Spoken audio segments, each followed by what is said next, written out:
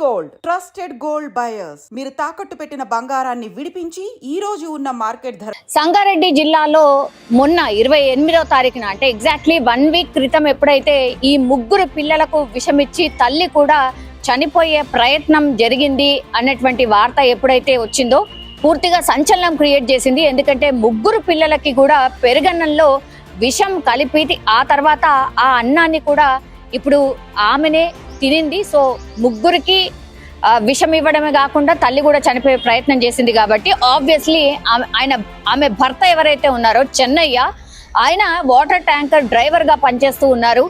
So ఈ వార్త ఎప్పుడైతే వచ్చిందో ఎందుకు ఇట్లా జరిగింది ఏంటి, ఎందుకని వాళ్ళ పిల్లలకి విషం ఇచ్చింది, అట్లాగే ఆమె కూడా విషం తీసుకుంది ఎందుకు అనేది కూడా పెద్ద ఎత్తున చర్చ అయితే నడిచింది. ముగ్గురు పిల్లలు స్పాట్ లోనే చనిపోవడం జరిగింది. వాళ్ళ పిల్లల పేర్లు వచ్చేసి సాయి కృష్ణ 12 సంవత్సరాలు, మధుప్రియ 10 సంవత్సరాలు, గౌతమ్ 8 సంవత్సరాలు.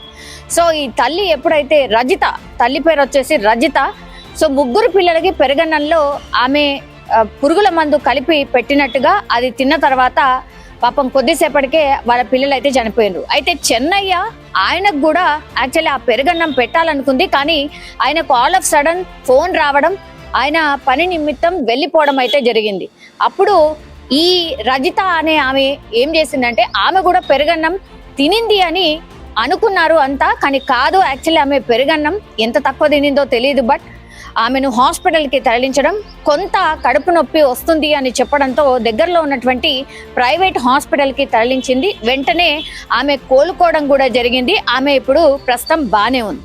అయితే ఈ కేసులో మరి ఏం జరిగింది, ముగ్గురు పిల్లలకు విషం ఎందుకు ఇచ్చింది, అట్లాగే ఆమె ఎందుకు తినింది అనేటువంటిది ఇన్వెస్టిగేషన్ చేసినప్పుడు అందరూ పోలీసులతో సహా చుట్టుపక్కల వాళ్ళు కూడా అందరూ కూడా భర్త చెన్నయ్య మీదనే ఆరోపణలు చేశారు. అట్లాగే పోలీసులు కూడా అనుమానం వ్యక్తం చేసింది కూడా చెన్నయ్య మీదనే. తీరా చూస్తే చెన్నయ్యని కూడా చంపుదామనుకుంది ఆ మహిళ రజిత అనేటువంటిది ఇప్పుడు పోలీస్ ఇన్వెస్టిగేషన్ లో తెలిసినటువంటి సిచ్యువేషన్. ఎందుకంటే ఆయన పెరుగన్నం తినకుండా హుటాహుట్న వెళ్ళిపోయాడు కాబట్టి బతికిపోయాడు. లేదంటే ఆ రోజు భర్తకు కూడా అట్లాగే ఆ విషం కలిపినటువంటి పెరుగన్నం పెడదామని డిసైడ్ అయింది రజిత అనేది పోలీస్ ఇన్వెస్టిగేషన్ లో తేలింది. తీరా ఇదంతా చూస్తే వివాహేతర సంబంధానికి కారణంగా ఇదంతా జరిగినట్టుగా పోలీసుల ఇన్వెస్టిగేషన్ లో తేలింది. ఎందుకంటే రజిత దగ్గరలో ఉన్నటువంటి ఒక ప్రైవేట్ స్కూల్లో ఆమె కూడా పనిచేస్తోంది. అక్కడ పరిచయం, ఎవరితోనో పరిచయం అయింది.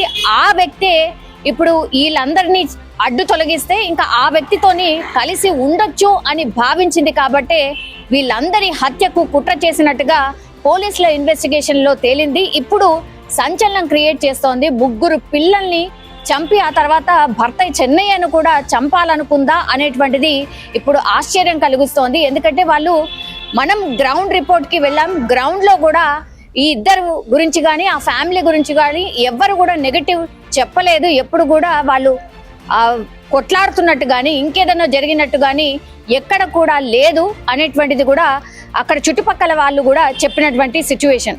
సో అట్లాంటి టైంలో మరి ఏం జరుగుతుంది, ఇంత ఘాతుకానికి ఎందుకు పాల్పడింది రజిత అంటే పూర్తిగా రజిత తల్లిదండ్రులు ఎవరైతే ఈ చెన్నయ్య ఉన్నాడో ఆయన సతాయించేవాడు, మా అమ్మాయిని కొట్టేవాడు, తిట్టేవాడు.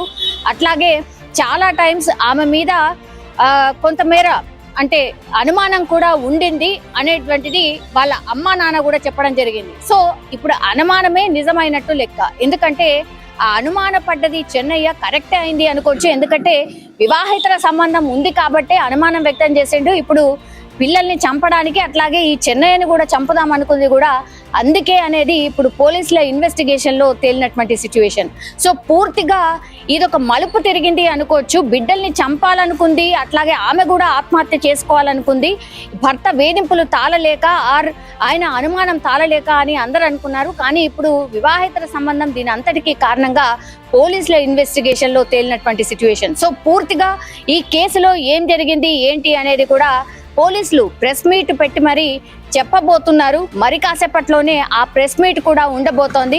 కానీ పోలీసులు కూడా ఆశ్చర్యపోయిన సిచ్యువేషన్ అయితే కనిపిస్తోంది. ఇంత కర్కశంగా ఒక తల్లి బిడ్డల్ని చంపి ఆ తర్వాత భర్తను కూడా చంపిన తర్వాత అందరి అడ్డు తొలగించుకొని వివాహేతర సంబంధంతో ఇంకొక వ్యక్తితో వెళ్ళిపోవాలనుకుంది కాబట్టి ప్లాన్ ప్రకారం ఇదంతా చేసినట్టుగా పోలీసుల ఇన్వెస్టిగేషన్ లో తేలినటువంటి పరిస్థితి అయితే కనిపిస్తోంది. సో అమీన్పూర్ లో జరిగినటువంటి ఘటన ఏదైతే ఉందో విషాదకరమే కాదు, ఇప్పుడు పూర్తిగా ఈ తల్లి ప్లాన్ ప్రకారమే చేసినట్టుగా తేలింది. ఇప్పుడు చుట్టుపక్కల వాళ్ళు కూడా ఆశ్చర్యాన్ని వ్యక్తం చేస్తున్నారు. అట్లాగే పాపం బాధాకరమైనటువంటి విషయం ఏంటంటే అభం శుభం తెలియని, అసలు ఎలాంటి తప్పు చేయని, ఏమీ అవగాహన లేకుండా ఇప్పుడు ఈ ముగ్గురు పిల్లలు చనిపోయినటువంటి పరిస్థితి.